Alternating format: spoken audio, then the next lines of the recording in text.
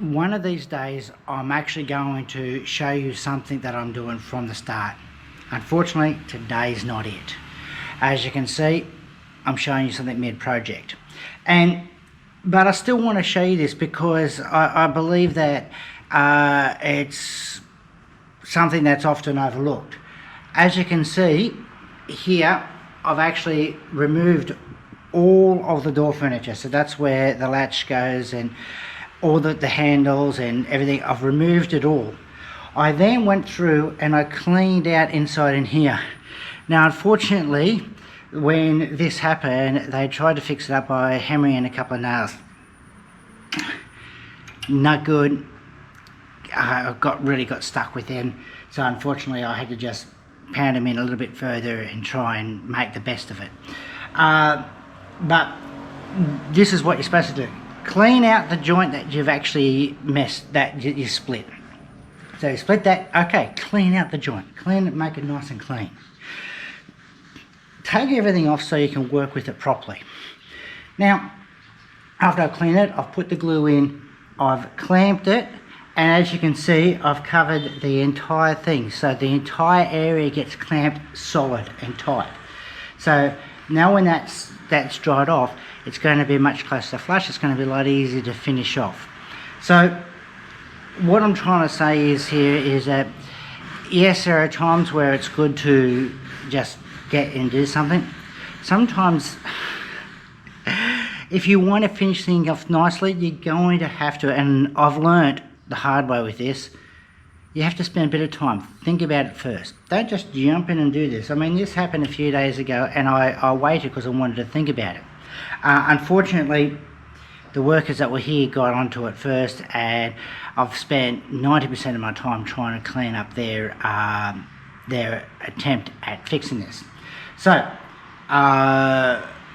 that's on me. I should have mentioned something to them. So what I'm saying though is spend the time, think about it, and then act on it. If you have to, watch a couple of YouTube videos. A classic one, I mean there's some really good ones, My Hand Tool Restoration, My Mechanics. These are really good ones. They actually will be able to show you how to do it properly. What I'm doing is far from that. But I do have a little bit of experience from learning the things the hard way, and one thing that I have learned is clamp things up properly, clean up the joint, clamp it up properly, slow and steady, and when you finish it'll be a much better job. Also, remove all obstructions. They just went ahead, they left all the furniture and everything on and then tried to fix it up in place. Not good. So hopefully this will help someone. Unfortunately, around where I'm living, they're really good at getting things to work, not so good on the finished product. I've got this finished now, and what I want to do is explain a couple of things. And I'm not really too sure how well you're going to see, but I've got a couple of stain marks through there, which I'm hoping to be able to clean out with when I give this a stain. But as you can see, when I run my finger down here, that line is where the split is, and it came down, went down through there. So as far as looks go, I'm not 100%, but as far as feeling goes, it's pretty good.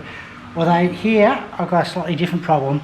It actually doesn't, it looks pretty good, but when I run my finger across it, I can feel a couple little bumps in here and there. Partly that's because this nail I couldn't get rid of. I had all sorts of issues, headaches with that, couldn't deal anything with it. The nail that was up here, I was able to punch in a bit more, get rid of it. This one here, a little bit more difficult. So I want to go through a couple of things that went wrong with this here so that you're aware for yourself. One, I wasn't happy with the glue that I used. Now, that there is on me. I thought I was getting one particular type of glue, new country, not everything is the same, but when I went and saw the glue, I didn't realise it would leave this black mark through here.